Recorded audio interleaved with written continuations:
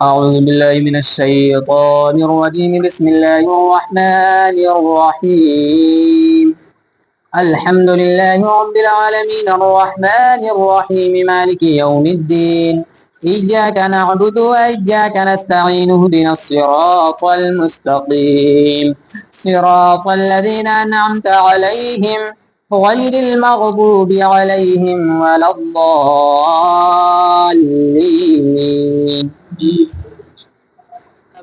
ربنا لا تزغ قلوبنا بعد إذ هديتنا وهب لنا من لدنك رحمة إنك أنت الوهاب ربنا إنك جامع الناس ليوم لا ريب فيه إن الله لا يخلف الميعاد۔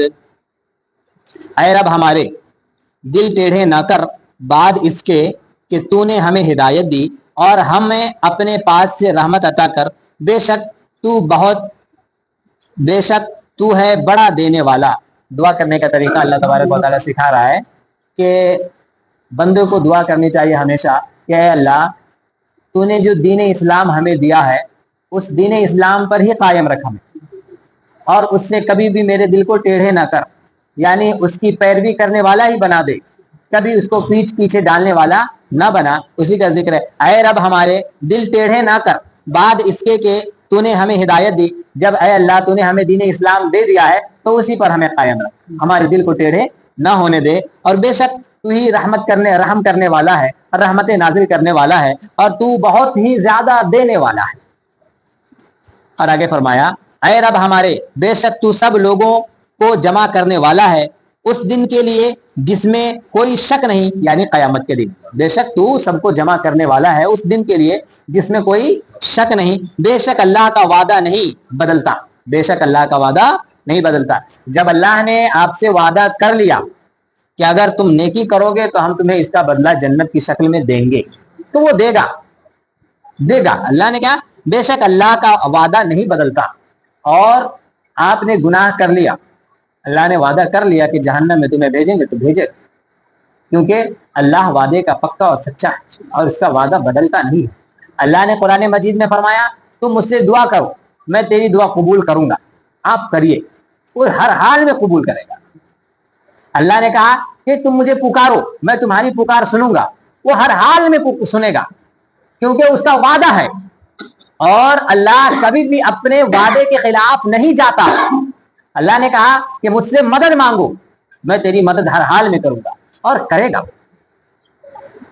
اللہ نے کہا کہ مدد مانگو میں تیری مدد کروں گا، تو وہ کرے گا، کیونکہ وہ اپنے وعدے کے خلاف نہیں جاتا۔ آگے دیکھیں، ان الذين كفروا لا تغني عنهم اموالهم ولا اولادهم من الله شيئا واولئك هم وقود النار۔ بے شک وہ جو کافر ہوئے ان کے مال اور ان کی اولاد اللہ سے انہیں کچھ نہ بچا سکیں گے، اور وہی دوزخ کے ایندھن ہے۔ کہا کہ جو اللہ کو ماننے سے انکار کر دیا، یعنی کافر ہو گیا، تو اس کے مال اور اس کی اولاد اسے نہیں بچا سکیں گے، اور وہی دوزخ کے ایندھن ہے، اور یہی لوگ اسے دوزخ میں یعنی یہی وہ لوگ ہیں جو دوزخ میں جلیں گے۔ كدأب آل فرعون والذين من قبلهم كذبوا بآياتنا فأخذهم الله بذنوبهم والله شديد العقاب۔ اور ان سے اگلوں کا جیسے فرعون والوں اور ان سے اگلوں کا طریقہ، انہوں نے ہماری آیتیں جھٹلائیں تو اللہ نے ان کے گناہوں پر ان کو پکڑا، اور اللہ کا عذاب سخت ہے۔ کہا کہ جیسے فرعون والوں اور ان سے اگلوں کا کہ اس نے اللہ کی آیتیں جھٹلائی، اللہ کے نبیوں کو جھٹلایا، تو اللہ نے ان کے گناہوں کی وجہ سے اس کو پکڑ لیا، اور ان کا عذاب سخت ہے۔ تو یہ وہ لوگ ہیں جن کو اللہ نے دنیا میں ہی سزا دے دی، اور ایسا نہیں کہ دنیا میں دے دیا تو قیامت میں نہیں دے گا، نہیں، قیامت میں دے گا۔ ام حسبتم ان تدخلوا الجنۃ، تم نے کیا سوچا جنت بڑے آسانی سے مل جائے گی؟ تم کیا سمجھتے ہو کہ جنت یوں ہی مل جائے گی؟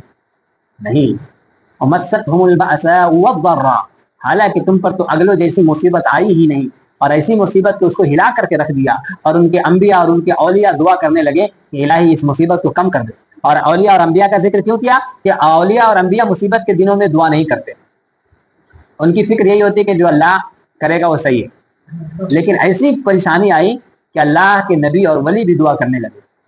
تو ہم پر تو ایسی کوئی پریشانی ہی نہیں آئی, اور ہم تو رات دن اللہ کی آیتوں کو جھٹلا رہے ہیں, اللہ کی نافرمانی میں گزار رہے ہیں, اور ہم سوچ رہے ہیں سیدھے جنت میں جائیں گے. ایسا کچھ نہیں ہونے والا ہے, ایسا کچھ نہیں ہونے والا ہے. دیکھیے, قل للذین کفروا ستغلبون وتحشرون الی جہنم وبئس المہاد. فرما دو کافروں سے, کوئی دم جاتا ہے کہ تم مغلوب ہو گئے اور دوزخ کی طرف ہانکے جاؤ گے, اور وہ بہت ہی برا بچھونا ہے. اللہ نے کہا کہ کافروں سے کہہ دو کہ تمہیں دوزخ کی طرف ہانک دیا جائے گا, اور یہ بہت ہی برا بچھونا ہے, یہ بہت ہی برا بچھونا ہے. اور قد كان لكم آية في فئتين التقتا فئة تقاتل في سبيل الله وأخرى كافرة يرونهم مثليهم رأي العين والله يؤيد بنصره من يشاء إن في ذلك لعبرة لأولي الأبصار.